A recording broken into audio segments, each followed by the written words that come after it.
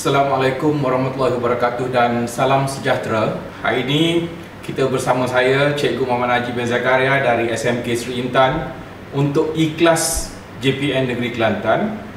Untuk slot hari ini kita akan bincangkan soalan kadar tindak balas untuk SPM. Kita akan mulakan dengan contoh soalan yang pertama. Okey, para pelajar sekalian, ini adalah satu contoh soalan berkenaan dengan kadar tindak balas bagi soalan esei. Jadi kita akan bincangkan bagaimana kaedah untuk menjawab soalan esei dengan lebih berkesan dan kita akan cuba dapatkan markah yang semaksimal yang mungkin. Okey, kita mulakan dengan contoh soalan yang pertama. Saya teruskan dengan soalan dalam bahasa Melayu. 3 set eksperimen dijalankan untuk menentukan faktor yang mempengaruhi kadar tindak balas, di mana jadual 1 menunjukkan bahan tindak balas dan masa yang diambil untuk mengumpul 40 cm padu gas bagi set 1, set 2 dan juga set 3. Okey, terus kepada jadual yang ditunjukkan pada soalan.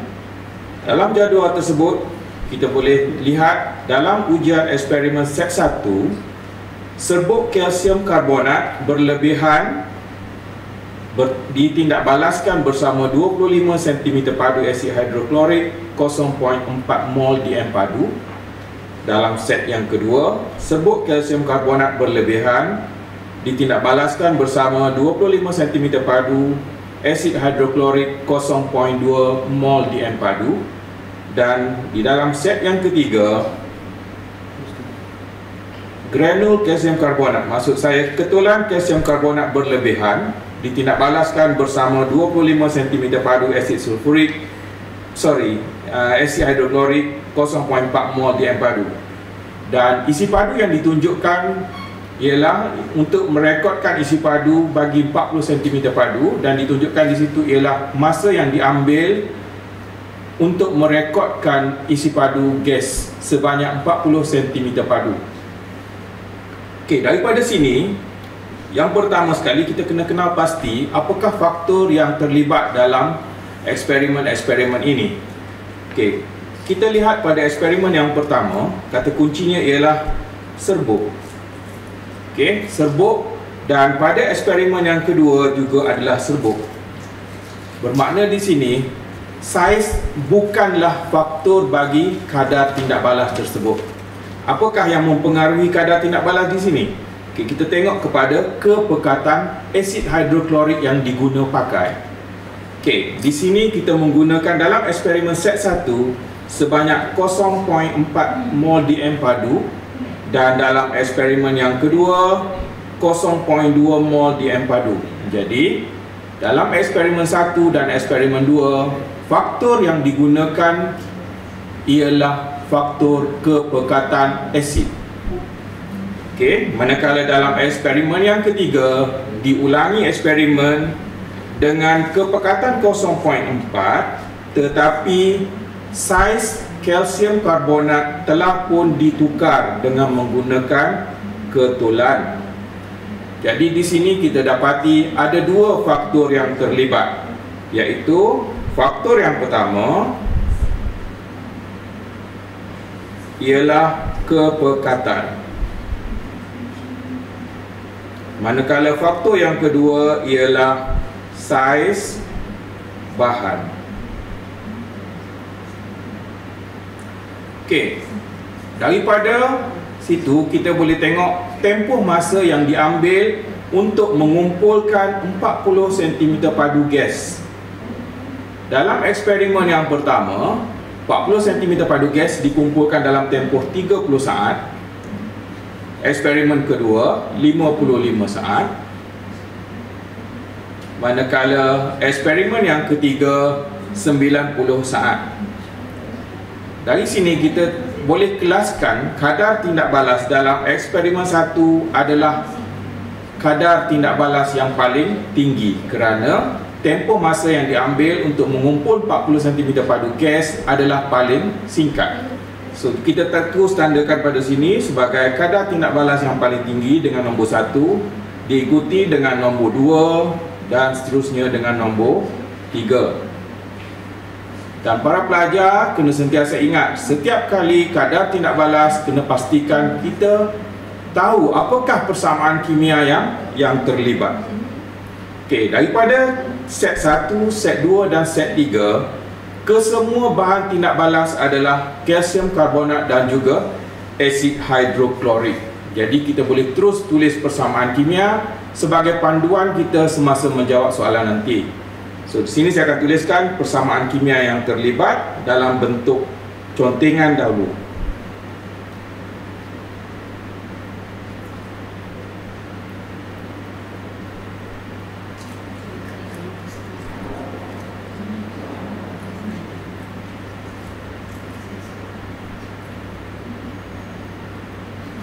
Okey, secara roughly-nya kita dapat persamaan lebih kurang macam tu sebelum kita pergi kepada soalan sepenuhnya.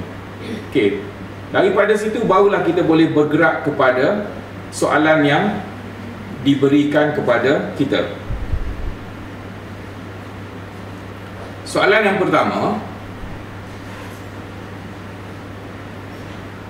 dalam soalan yang pertama, tuliskan persamaan kimia bagi tindak balas itu dan bandingkan isi padu sebenar gas yang terbebas dalam set 1 dan set 2. Jawapan anda hendaklah disokong dengan pengiraan. Okey. Daripada soalan, apakah maklumat yang diperlukan oleh apakah maklumat yang perlu kita isi dalam jawapan kita nanti? Okey, yang pertama sekali, pelajar boleh gariskan perkataan tulis persamaan kimia. So maksudnya poin yang pertama kita kena ada ialah persamaan kimia. Kemudian ada bandingan. Bandingkan isi padu sebenar gas yang terbebas. So bila ada bandingan dan jawapan tu perlu disokong, ada sokongan dengan pengiraan. Bermakna kita perlu ada sekurang-kurangnya 3 isi di situ untuk melengkapkan jawapan dan dapat markah penuh 6 markah. Dan para pelajar kena sentiasa ingat, bila ada bandingan, bandingkan, bermakna para pelajar kena sertakan kedua-dua aspek semasa membuat bandingan. Tak boleh nyatakan hanya satu aspek sahaja. Kena ada kedua-dua aspek untuk dibandingkan, baru pelajar akan mendapat markah. Okey. Jadi daripada sini kita boleh ekstrak keluar apakah maklumat yang ada pada soalan. Okey. Diberi dalam soalan, isi padu asid yang digunakan ialah 25 cm padu dengan kepekatan 0.4 mol DM padu. Dan eksperimen yang kedua, 25 cm padu dan kepekatannya ialah 0.2 mol DM padu. Okey, bermakna ada kepekatan yang berbeza di situ. Dan bila ada kepekatan yang berbeza, bermakna bilangan mol asid adalah tak sama. Okey, saya akan tunjukkan bagaimana langkah pengiraan akan dijalankan.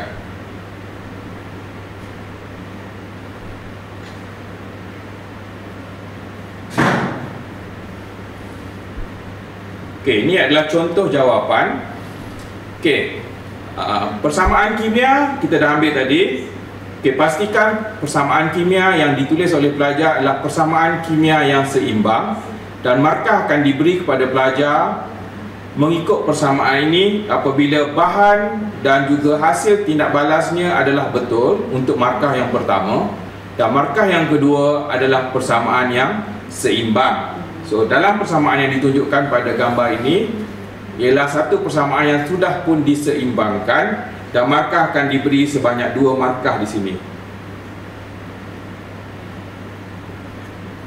Okey, so para pelajar akan dapat 2 markah. Dan untuk pengiraan sebagai sokongan kepada perbandingan yang kita akan nyatakan dalam soalan yang diminta dalam soalan tadi. Okey, dalam eksperimen set 1, okey, bilangan mol asid hidroklorik yang diberi tadi ialah 0.4 didarabkan dengan isi padu dibahagikan dengan 1000 bersamaan dengan 0.01 mol. Okey, ini ialah bilangan mol bagi asid hidroklorik. Para pelajar kena jelaskan bahawa ini adalah bilangan mol bagi asid hidroklorik. Okey. Para pelajar digalakkan untuk menulis perkataan dari persamaan. Kenapa digalakkan menulis? Sebab kita akan rujuk terus kepada persamaan yang diberi. Okey, dari persamaan kita dapati 2 mol bermakna ini perkali bagi asid hidroklorik 2 mol akan menghasilkan 1 mol karbon dioksida. Tanpa sebarang nombor, tak ada perkali di depan karbon dioksida, kita consider sebagai 1 mol karbon dioksida. So itu adalah nisbah mol. Jadi di dalam eksperimen ini kita tidak menggunakan tepat 2 mol asid hidroklorik, tetapi kita hanya menggunakan sebanyak 1 mol. Ini maklumat yang kita perolehi daripada eksperimen. Jadi melalui perkadaran, jika 0.01 mol, maka asid hidroklorik akan menghasilkan sebanyak 0.05 mol karbon dioksida. Jadi daripada sini kita boleh dapatkan isi padu karbon dioksida dengan mendarabkan kepada isi padu molar gas, dan jawapan diberi ialah 0.12 dm padu, ataupun boleh juga ditukar terus kepada 120 cm padu. Di sini diingatkan kepada pelajar, unit bagi jawapan akhir adalah perlu. Sekiranya tanpa unit, jawapan anda tidak akan dikira. Okey, untuk set yang kedua, bilangan mol asid hidroklorik sebagaimana yang di atas, kita menggunakan formula yang sama, di mana formula yang kita gunakan ialah N sama dengan M darabkan dengan V dibahagikan dengan 1000. Okey, dan kita dapati bilangan mol bagi asid hidroklorik ini ialah 0.005 mol. So dia adalah nilai yang berbeza berbanding dengan asid dalam set 1. Okey. Jadi dengan kaedah yang sama kita tulis dari persamaan, dan seterusnya kita buat perkadaran. Jika 0.05 mol asid hidroklorik, maka karbon dioksida akan terbebas sebanyak 0.0025 mol. Jadi isi padu bagi karbon dioksida di sini ialah 0.0025 didarab dengan 24 bersamaan dengan 0.06 dm padu, ataupun boleh juga ditulis sebanyak 60 cm padu. Dan unit di sini juga diperlukan. So di sini kita dah melengkapkan bukti sokongan untuk menunjukkan perbezaan isi padu gas yang terbebas antara set 1 dan juga set 2. Okey, dan kita terus kepada jawapan perbandingan. Dalam set 1, isi padu gas karbon dioksida yang terhasil adalah lebih tinggi. Jadi kita tuliskan dengan ayat yang lengkap. Set 1 menghasilkan isi padu gas karbon dioksida yang lebih tinggi berbanding set 2. Okey. Jadi kita dah selesaikan soalan yang pertama untuk bahagian A. Okey, kita terus ke soalan yang kedua. Soalan yang kedua, lakarkan graf isi padu gas melawan masa bagi eksperimen set 1, set 2 dan juga set 3 pada paksi yang sama. Di sini kita perhatikan kata tugas bagi soalan tersebut ialah lakarkan graf. Jadi para pelajar perlu melakarkan graf isi padu gas melawan masa bagi set 1, set 2 dan set 3 pada paksi yang sama. Okay, di sini bila kita tengok pada kata kerja lakarkan, bermaksud kita hanya perlu melakarkan graf tanpa skala yang ditetapkan ataupun pada skala yang sekata. Okey, dan apa yang penting dalam soalan ini, pada paksi lakaran kita nanti pada paksi graf mestilah paksi yang berlabel dan disertakan dengan unit.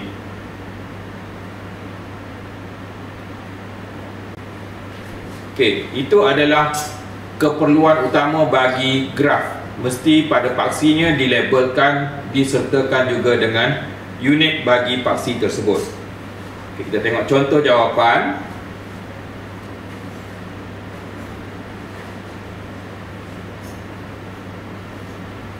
Okey, pada eksperimen tersebut isi padu gas dikumpulkan sehingga 40 cm padu sahaja. Jadi pada graf yang kita lakarkan di sini, kita akan lakarkan sehingga isi padu 40 cm padu sahaja. Dan di sini kalau pelajar perhatikan, pada paksinya disertakan dengan label dan juga unit. Okey. Ini paksi yang pertama, iaitu isi padu gas, dan juga dilabelkan bersama dengan unit. Unitnya ialah sentimeter padu. Manakala pada paksi yang di bawah tu ialah masa dan dilabelkan dengan unitnya ialah S, saat. Dan di sini kita tidak perlukan pada skala yang sekata, dan kita hanya labelkan pada 40 isi padu, 40 cm padu, yang mana ke semua eksperimen set 1, set 2 dan set 3 dikumpulkan hanya sekadar 40 cm padu dan dibandingkan dengan masa pengumpulan iaitu 30 saat bagi eksperimen set yang pertama, eksperimen set yang kedua 60 saat, dan eksperimen set yang ketiga adalah 90 saat. Jadi kalau kita tengok pada graf ni, semua graf adalah lengkap dan dilabelkan pada setiap garis dengan set 1, set 2 dan juga set 3. Dan kesemua graf tadi sudah dilengkapkan, yang mana yang pertama sekali ada label, okey, dan ditandakan isi padu dan juga masa, dan diwakilkan dengan label bagi setiap garis. Okey, dan di sini para pelajar akan dapat markah penuh, dan sekiranya diperlukan kita boleh juga tandakan garis putus-putus untuk menunjukkan isi padu yang dikumpulkan bagi ketiga-tiga eksperimen adalah 40 cm padu. Okey, dan kita terus kepada soalan yang ketiga.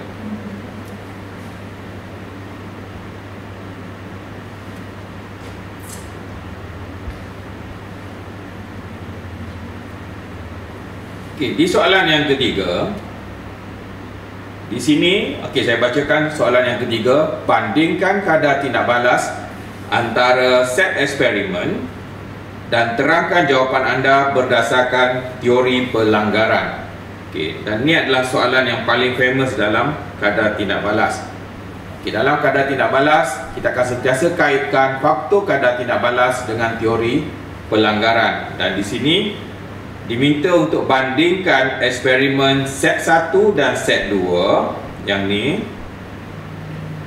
kemudian dibandingkan juga set 2 dan juga set 3. Okey, di sini saya ingatkan kepada para pelajar, perbandingan ini mesti dibandingkan mengikut set yang telah ditetapkan. Para pelajar tidak boleh menggabungkan perbandingan mengikut kemahuan pelajar sendiri dengan menggabungkan terus set 1, 2 dan 3 dalam satu perbandingan. Okey, sebab kita membandingkan dalam faktor yang berbeza. Okey, jadi kena bandingkan mengikut soalan.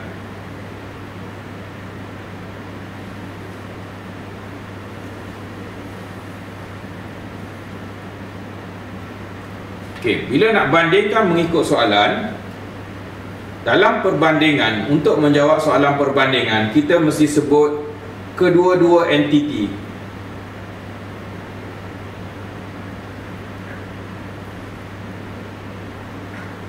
Apakah entiti yang dimaksudkan? Contohnya, kita bandingkan A dan B.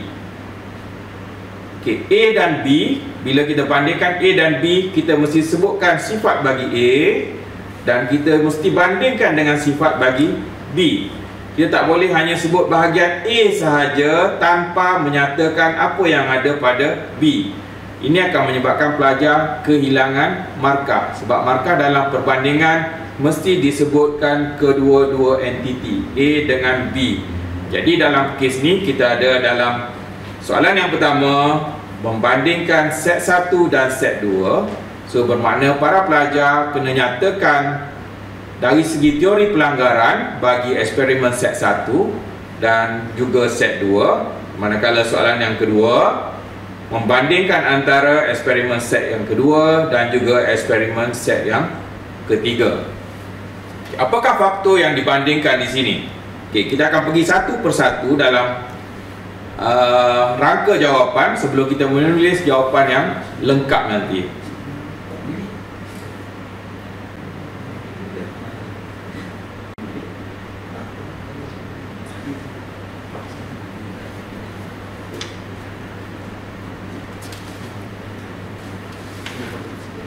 Okey, bila merujuk kepada soalan tadi, dalam eksperimen set 1 dan set 2, set 1 tadi kita bandingkan ialah faktor kepekatan set 1 dan set 2. Faktor yang kita bandingkan di sini ialah faktor kepekatan. Okey, faktor kepekatan dari segi kadar tindak balas di sini yang kita dah perhatikan tadi, kadar tindak balas set 1 lebih tinggi berbanding dengan set 2. Jadi kita rangkakan dulu jawapan kita. Poin yang pertama kita kena ada ialah kadar tindak balas. Kadar yang mana dalam set 1 lebih tinggi dan kadar dalam set 2 lebih rendah. Okey, itu gambaran yang kita dapat daripada maklumat daripada soalan. Okey, apa yang membezakan di sini? Sebab kita menggunakan faktor kepekatan. Kepekatan asid dalam set 1, poin yang kedua ialah kepekatan asid yang digunakan iaitu kepekatan HCl dalam set 1 adalah lebih tinggi, manakala kepekatan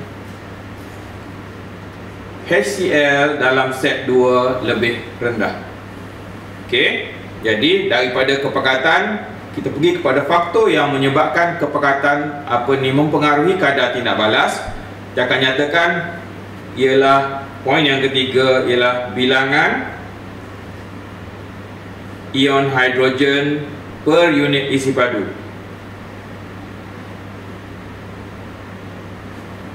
Dalam eksperimen set 1 lebih tinggi, manakala dalam set yang kedua bilangan ion hidrogen per unit isi padu lebih rendah dalam set yang kedua. Okey, daripada situ barulah kita buat rumusan tentang frekuensi pelanggaran antara ion hidrogen. Okey, pelanggaran yang berlaku ialah antara ion hidrogen dan juga kalsium karbonat. Dari segi frekuensi pelanggaran dalam set 1 tentulah lebih tinggi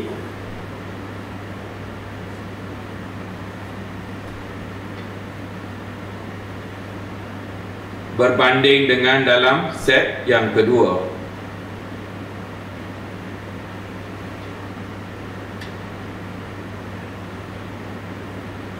Okey, dan akhir sekali poin yang kelima ialah frekuensi pelanggaran berkesan.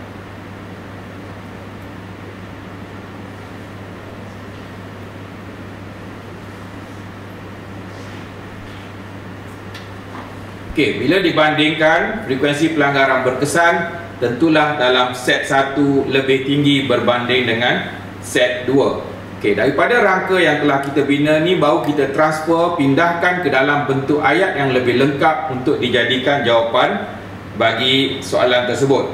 Dan jawapan di sini para pelajar dibenarkan menulis dalam bentuk point form, tidak perlu ditulis dalam bentuk karangan sebagaimana karangan bahasa Melayu ataupun bahasa Inggeris.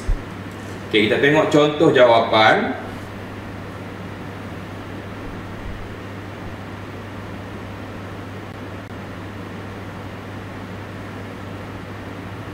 Okey, tengok bahagian yang C1 di bahagian atas saja dulu. Okey, perbandingan antara kadar tindak balas antara set 1 dan set 2. Okey, yang pertama sekali disebutkan di situ kadar tindak balas set 1 lebih tinggi berbanding set 2. Jadi kedua-dua entiti disebut, iaitu daripada set 1 dan juga set 2 ada perbandingan lebih tinggi. Okey, dan itu adalah poin yang pertama yang kita bincangkan daripada rangka tadi. Kemudian kenapa dia lebih tinggi? Sebab kepekatan asid hidroklorik yang digunakan dalam set 1 lebih tinggi. Di sini kita tidak lagi menyatakan dalam set 2. Kenapa? Sebab kita dah ada ayat bandingan di sini, lebih tinggi. So kita dah bandingkan dalam poin yang pertama bahawa set 1 lebih tinggi berbanding set 2. Okey, kenapa? Okey, sebab dah ada ayat bandingan di sini. Kemudian kita pergi kepada poin yang seterusnya. Bila kepekatan asid itu lebih tinggi, maka bilangan ion hidrogen per unit isi padu dalam set 1 lebih tinggi. Dan kita terus rumuskan dengan frekuensi pelanggaran. Dan di sini kita kena nyatakan apakah yang berlanggar. Pelanggarannya ialah antara ion hidrogen dan juga kalsium karbonat. Okey, pelanggaran yang berlaku antara ion hidrogen dan kalsium karbonat dalam set 1 lebih tinggi berbanding dengan set 2. Dan seterusnya, frekuensi pelanggaran berkesan antara ion hidrogen dan kalsium karbonat dalam set 1 lebih tinggi berbanding set 2. Dan di sinilah yang kita katakan sebagai bandingan. Kedua-dua entiti disebut, kedua-dua aspek dibandingkan mengikut bandingan yang telah ditetapkan. Okey. Dalam bandingan yang kedua, perbandingan antara kadar tindak balas antara set 2 dan set 3. Daripada jadual yang kita telah lihat tadi, set 2 mempunyai kadar tindak balas lebih tinggi berbanding set 3 kerana dalam set 2 kita menggunakan serbuk, manakala dalam set yang ketiga kita gunakan ketulan. Jadi dari segi saiz, kalsium karbonat dalam set 2 lebih kecil berbanding dengan saiz yang digunakan dalam set yang ketiga. Jadi kadar tindak balas set 2 lebih tinggi berbanding dengan set yang ketiga. Di sini ada bandingan, kita bandingkan lebih tinggi, dan yang dibandingkan antara eksperimen set 2 dan juga eksperimen set yang ketiga. Okey, dan kita nyatakan apakah faktor yang mempengaruhi kadar tindak balas dalam eksperimen ini. Okey, faktornya ialah saiz bagi kalsium karbonat dalam set 2 lebih kecil. So, yang kita dah pelajari, saiz yang lebih kecil akan meningkatkan kadar tindak balas. Jadi, kita nyatakan di situ set 2 lebih kecil berbanding dengan set 3.